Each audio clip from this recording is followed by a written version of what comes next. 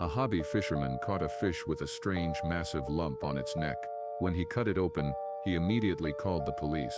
David Moore wasn't the kind of man who sought attention. A retired auto mechanic from a quiet Michigan town, he spent most of his free days sitting on the wooden dock by Lake Ashcroft with a tackle box, a radio, and a deep love for peace and silence.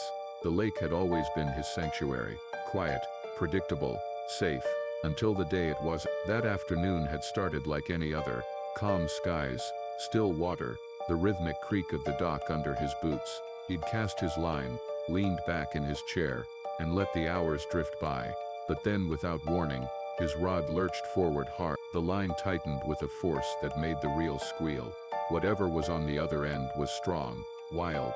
David leaned in, gripping the rod, heart pounding with the thrill of the catch. After several tense minutes, the fish broke the surface, a large bass, glistening in the sun. But something was wrong. The fish had a massive, unnatural lump bulging from its neck, just behind the gills.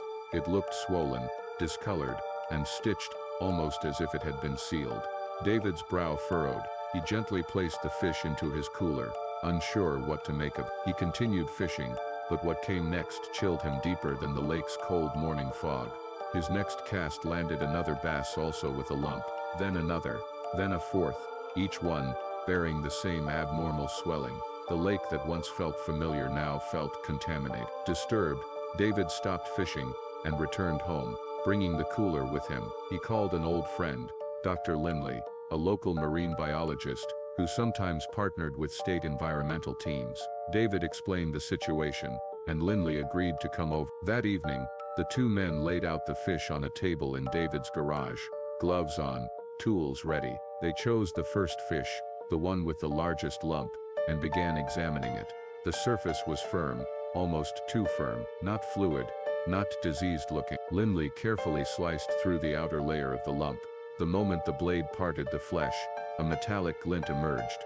Both men froze. Inside the lump, surrounded by tissue and strange fibrous material, was a small black cylinder, no larger than a roll of quarter. It was embedded deep within the flesh, not swallowed, not attached externally, implanted. Lindley carefully removed it with tweezers, wiped it clean, and held it up. The device had smooth edges and a faintly glowing strip along one side. No branding, no serial number. But beneath the grime, there was something worse: a tiny antenna, and what looked like a tracking chip. "This isn't natural," Lindley muttered. "This isn't even scientific research equipment. This looks military." David's stomach dropped. He took a step back and immediately reached for his phone. He didn't hesitate. He called the police. Authorities arrived within the hour. They took photos, gathered the fish, and placed the strange cylinder into a protective case. A few made quiet phone calls. None of them explained much, but one officer finally pulled David aside. "What you found," he said, "is now part of an ongoing investigation, and it would be best if you didn't speak to anyone about this for a while." Days later, federal officials visited the lake. Signs were posted. The water was cordoned off. The town was told there was a routine contamination review underway, but the locals whispered the truth: that something had been placed inside those fish, that someone or something was watching the wildlife, maybe testing something, maybe using the fish as carrier. No one knew for sure. David hasn't fished since that day. He still visits the lake. He still walks the dock, but he doesn't bring a rod anymore. Because once, Lake Ashcroft gave him peace. Now it gives him questions, and he's not sure he wants the answer.